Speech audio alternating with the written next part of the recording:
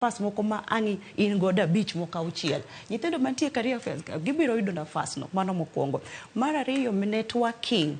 Ka in ng'ama nitiere kata church event moro kanyo, to nitiere this kind of talks bende. Make sure you attend talks go.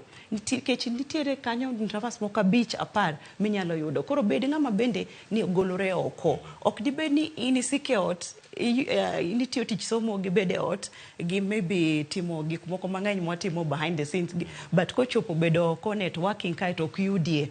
Koro Rose nyalo wacho ni pani kanyo ng'eyo na kama networking gima en. Tende ni iwuok oko kanyo, ibedo mondo neni, to ok ni oneni kende, imanyo bende kendi. Koro nitiere manyo no, to gi generally just being out there, showing up and doing your part. But gimadaro emphasize any companies, gi organizations, bende nyaka wuogoko mondo konji.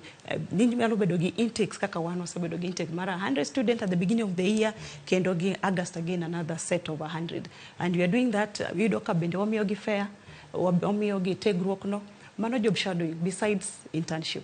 Thank you. Ero kama na Lilian Ngala penjo pod to karka waduogo round mar adek kendo kama waduogo iri angi duok no penjo go maga retaining kata wegi mondo mi gibede tich kacha tiende nango mano kinde ma waduogo karkacha.